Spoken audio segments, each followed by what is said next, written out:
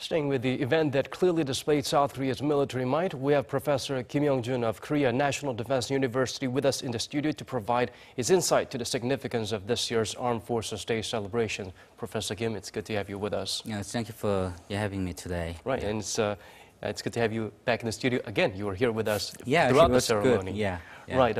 So other than being held earlier than the official date, I heard it happened, but it's not very often. The standout difference in this year's event is that it was the Navy's maiden hosting of the celebrations. So what does the change spell out for us?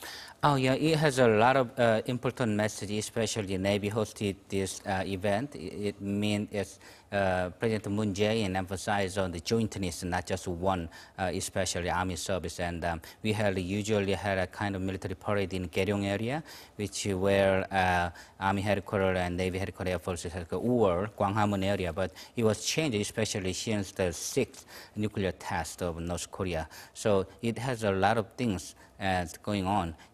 And another thing is that Navy's Second Fleet has a Cheonan Memorial Museum. It has a kind of liberal president to have a strong message to international community and North Korea. We have a defense capability against North Korea and any kinds of provocation.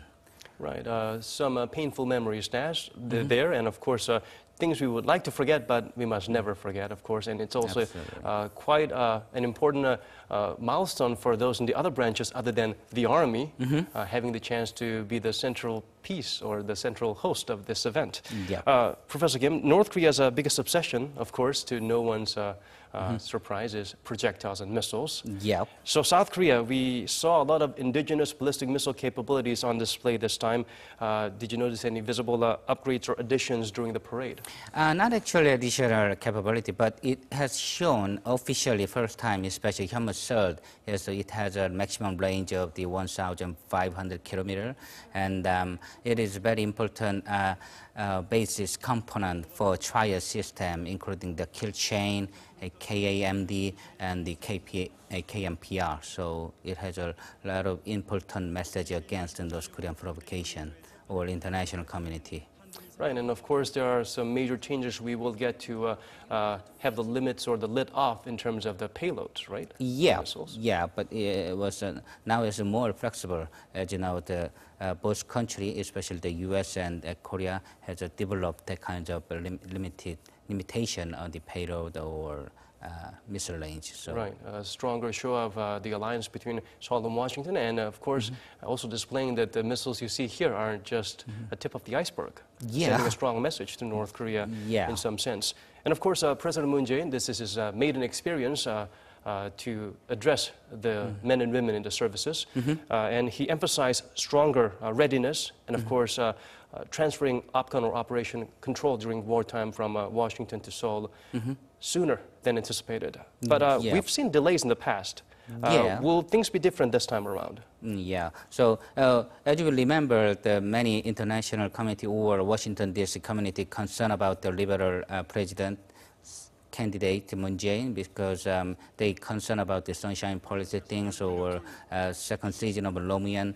So it is important because for him to show up. He has a strong commander-in-chief capability and leadership as well. So this event, not only for domestic purpose, but also for the international community message as well. So.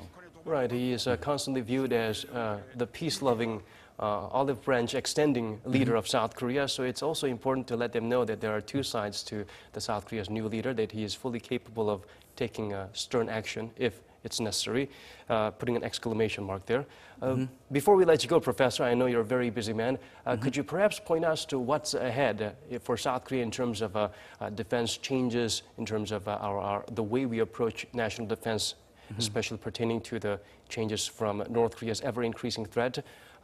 Any upgrades or changes that we see in the future for South Korea, whether it's just indigenous technologies or the alliance with Washington? The Moon administration has three kinds of important component against North Korea provocation. First thing is a trial system, a strong defense capability. Second thing is the ROC U.S. alliance, and third thing is international community support. So this event show not only the strong defense capability, including operation transfer or a trial system, including KMPL, the kill chain capability. Also, ROC-US alliance, as you remember, this is the first day for ROC-US Combined Forces Command to list by honor of the ROC Armed Forces Day. So this is a strong message to the ROC-US alliance that because of Washington D.C. community still have kind of concern on Moon Jae-in because of their memories of Long-yan or